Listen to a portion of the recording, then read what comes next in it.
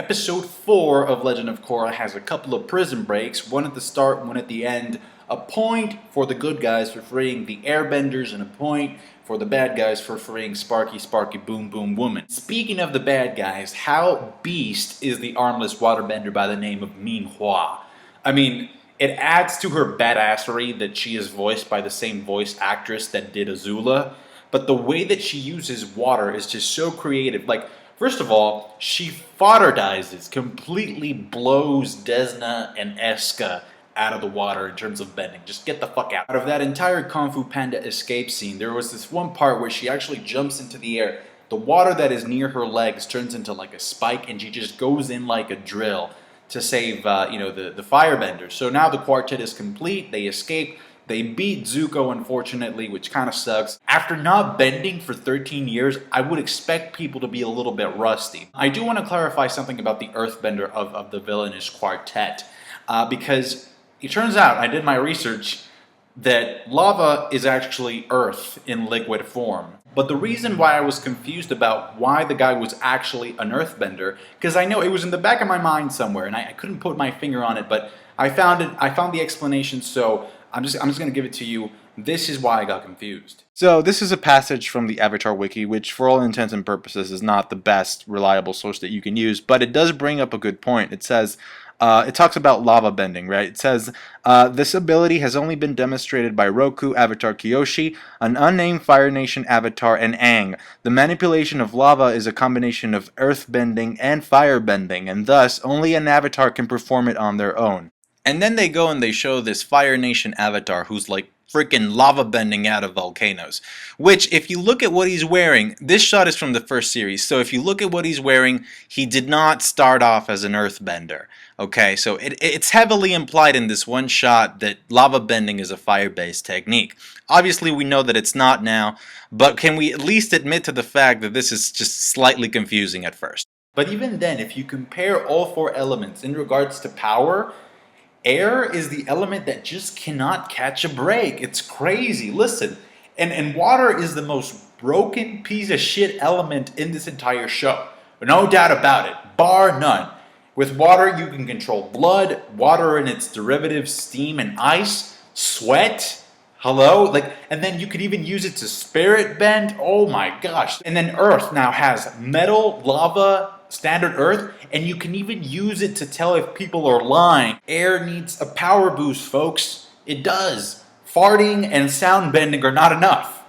And I think, I don't know, I hope what they end up doing is they implement Janora's technique. And I know like Janora's special, but it would be really cool if she can teach those airbenders that by the end of this episode decided to join Tenzin, which by the way I like because it just reaffirms one of the things that Tenzin has to learn. He has to learn to let go and let people make their own choices. That's one of the struggles that he faces as a character. So I like the ending. But going back to my original point, I hope they find a way or allow Janora to teach the airbenders this ability that she has to project herself and to just look around other places like a ghost. Because I think, and I hope they make it an airbender only type of ability.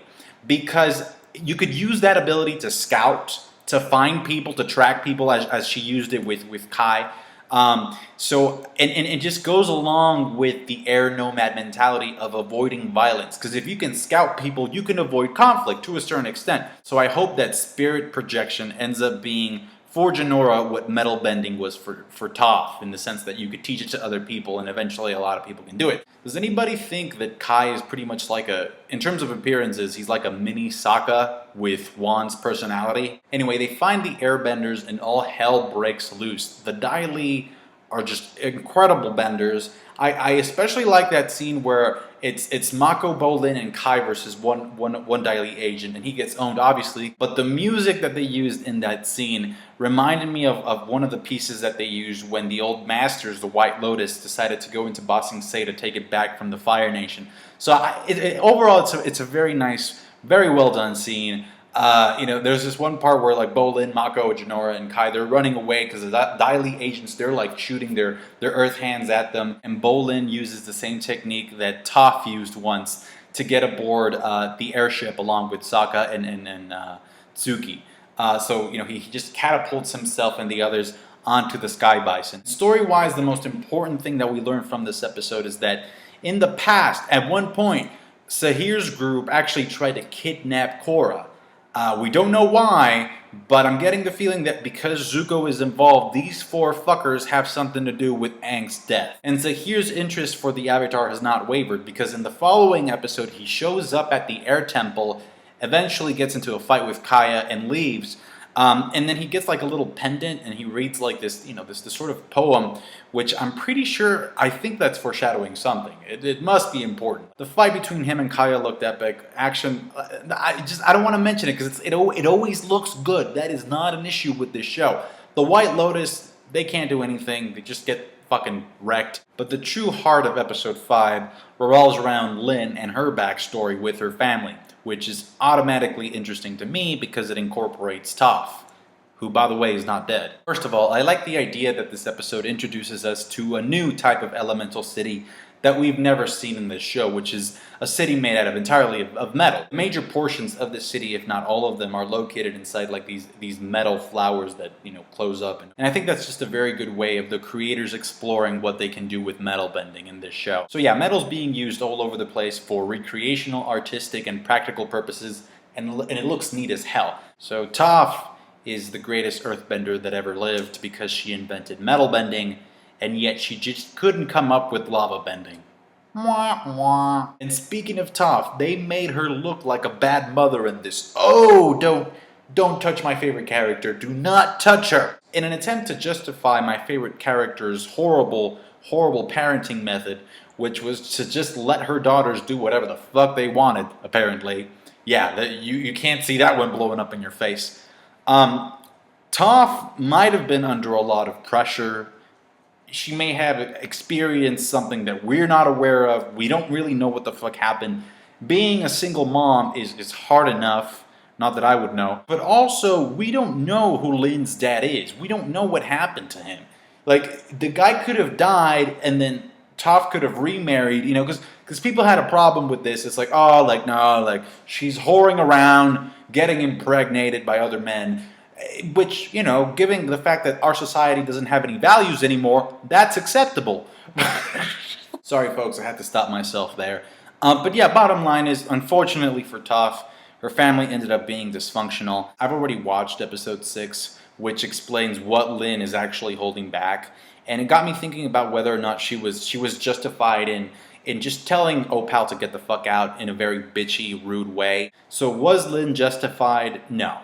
Because Opal had nothing to do with what happened. But at the same time, I get where Lin is coming from. Without going into spoiler territory, what happened just comes down to the fact that both girls had very different personalities, very different ways of viewing life, and then Toph tried to do what was best, what she thought was best for them, and unfortunately, it just didn't work out. I don't really give a crap about the Bo-Lin romance, because he has a new love interest every season.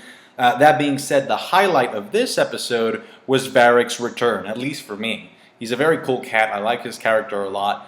But to be honest, he was just there to sort of intensify the tension between Lin and her sister. So he's kind of like a plot device in this episode. But it's obvious that he'll have a bigger role in the future. And he was talking about magnets and trains. So there you go, some foreshadowing for Varric. I thought both episodes were good, although I preferred episode 4 to episode 5, because to me 5 and 6 function as a whole. I think that should have been a 1 hour special, because they both deal with Lin's backstory. But that being said, they're good episodes in their own right. So yeah, thank you so much for watching, liking the review if you did. I really appreciate that. Subscribing to my channel, and leave me your thoughts, comment section below. Thanks, guys.